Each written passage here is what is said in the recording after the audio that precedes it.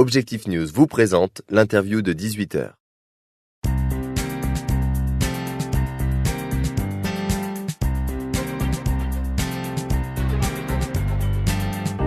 Bonsoir à tous et bienvenue sur objectifnews.tv. Nous recevons ce soir Thierry Merchiol, cofondateur de WeSeed.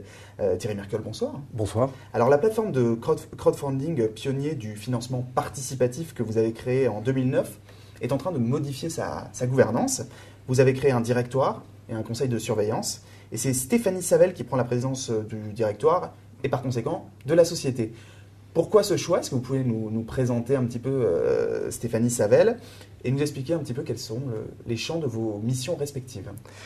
Oui, donc en fait c'est un choix réfléchi qui est aussi est lié à la maturité de WeSeed, puisque WeSeed est le pionnier, la plateforme a 5 ans d'existence, le démarrage du crowdfunding est effectif et on le mesure aujourd'hui, donc il était temps de changer la gouvernance, d'une part de devenir plus professionnel, notamment vis-à-vis des acteurs de la place financière, et d'autre part aussi pour remettre du sang neuf et redonner de la dimension à WeSeed. Alors ce 109 justement, Stéphanie Savel, pouvez-vous nous en parler un petit peu?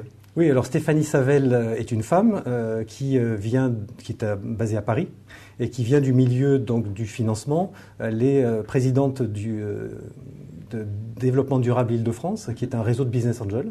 Et donc elle est, à ce titre, elle a fait beaucoup d'investissements et elle connaît bien le milieu. Elle est très bien implantée, elle a un gros réseau en région parisienne et dans le domaine de la finance, il faut savoir que Paris est quand même une place vraiment incontournable et donc il nous fallait une présence parisienne.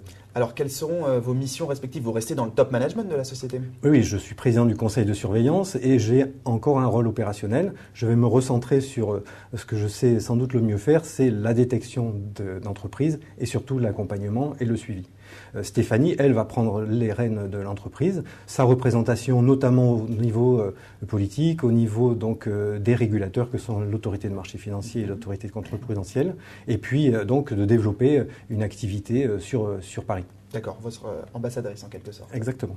Très bien. Est-ce qu'on peut parler un petit peu du bilan de ces années depuis 2009, concrètement en chiffres? Qu'est-ce que vous avez produit? Quels sont Alors oui, WeSeed a été une première mondiale, puisqu'il n'y avait pas d'équivalent au monde quand on a créé en 2009. Donc depuis 2009, qu'est-ce qui s'est passé? On a financé 40 entreprises sur le territoire français pour un peu plus de 8,5 millions d'euros. Et avec une dynamique très forte sur ces dernières années. On a une communauté de 30 000 membres qui investit en moyenne 2 500 euros par souscription. Quels sont vos objectifs aujourd'hui? Je crois que vous préparez une levée de fonds pour la fin d'année? Oui, alors on prépare une levée de fonds avec plusieurs objectifs. Le premier, c'est de renforcer notre présence localement, parce que paradoxalement, on est sur un pure player web, puisqu'on a un catalogue de startups qui sont accessibles sur le web, mais il y a une notion de proximité physique qui compte. Donc on a un bureau à Montpellier, on en a à Paris et un à Lyon.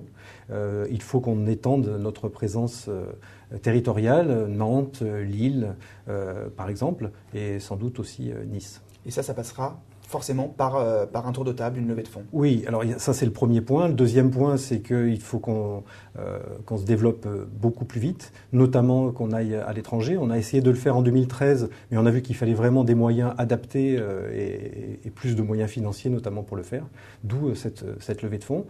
En plus, on veut travailler d'autres produits pour les investisseurs, des produits plus court terme que la réglementation, justement, la nouvelle réglementation va nous permettre de proposer. Alors parlons-en justement de cette réglementation qui rentrera en vigueur au 1er octobre.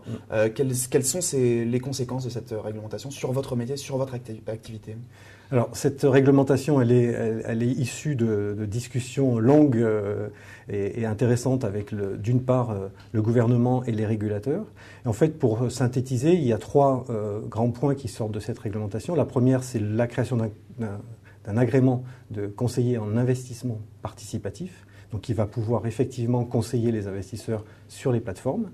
Deuxièmement, c'est le seuil qui est passé de 100 000 euros à 1 million d'euros sans avoir besoin d'émettre un prospectus. Donc là, ça nous laisse beaucoup de champs. Et puis le troisième point, c'est la fin du monopole bancaire, puisque les particuliers pourront prêter de façon systématique et rémunérée à d'autres particuliers ou à des entreprises. Et donc ce point-là aussi est un point très important. Ça change tout pour vous, ça? Oui, ça change tout, effectivement. Alors c'est encore, il y a encore des barrières, des montants maximum, etc. Mais on sent vraiment une vraie volonté politique de faire de la France le pays du crowdfunding. Très bien, écoutez Thierry Merkel, je vous remercie d'avoir répondu à mes questions. Merci beaucoup.